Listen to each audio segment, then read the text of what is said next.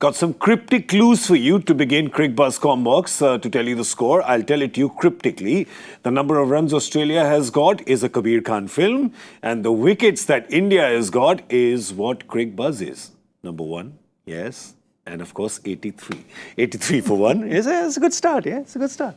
We've got ZK and GK here. Zahir Khan and Gaurav Kapoor here with the Crickbuzz Combox. Australia, of course, put into bat by India after Surya Kumar Yadav won the toss. And a good power play for India. Only 40 runs, what Australia got, but they have got 43 in the next four. So they have accelerated. Well, I shouldn't say they.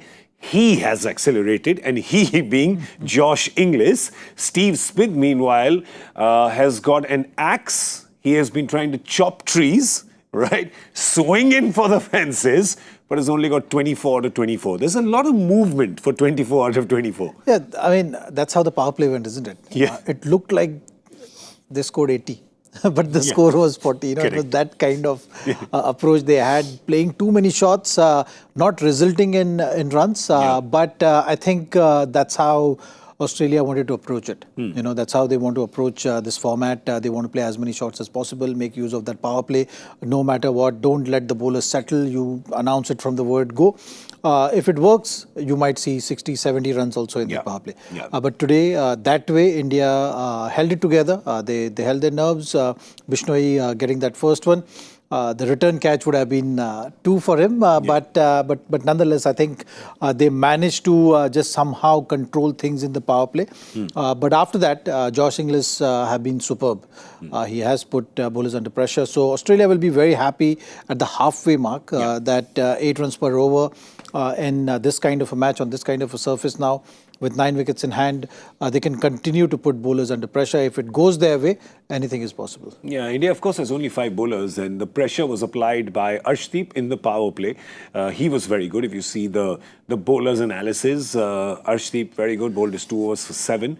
Akshar Patel also bowled in the power play, bowled his 2 overs for 13. I think Bishnoi also bowled an over in the power play. But Prasidh Krishna is the one who's been expensive. Josh Inglis really went to town on Prasidh Krishna, got 19 of his second over of the spell. I think that was the 8th over of the innings. It was very expensive. But yes, things could have been a little different. But for young Ravi Butterfingers Bishnoi, he had a Steve Smith return catch, which...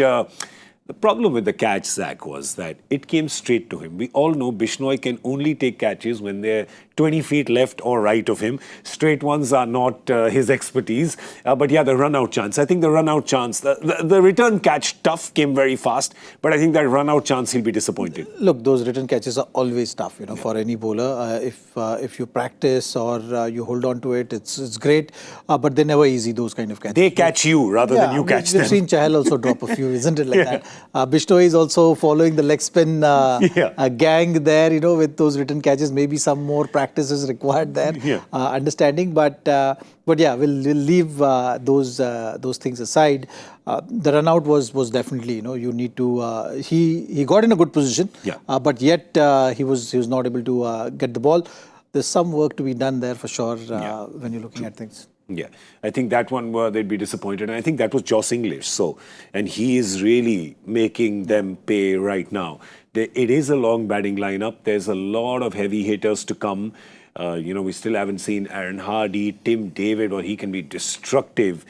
He's the kind of guy who can score, 50 of 20 balls. Marcus Stoinis is the same. Matthew Wade is the same. At 83 for 1, Australia will be very happy with what they've done in the last 4 overs. Effectively have set up a good springboard for these big hitters. Yeah, there's no doubt about it, and that's why any passage of play which has gone your way, you need to appreciate that. And I think Indian bowlers did very well in that first 6 overs. Arshdeep to start with, you've seen that swing. The wicket was a little sticky. Looks like the wicket has settled right now. So any runs you saved right now is going to make that much easier for your batters to come and chase down that total. Because we've seen in Indian conditions around this time, if dew is around, then it doesn't get easier for the bowlers. So maybe that might be the difference in the second innings. We have to wait for that. First things first, in the second half of this bowling innings, they have to make sure that they stick to the processes. You don't want Australia to walk away with say 180, 90 runs. It's looking like that, isn't Yeah, it? it's just looking like that. That's the platform they've set. yeah. And one thing for sure that these Australian batters are not going to not going to back out for sure. Yeah. They are going to play their shots. The platform is set. They will look to maybe promote Tim David up the order to start that charge early.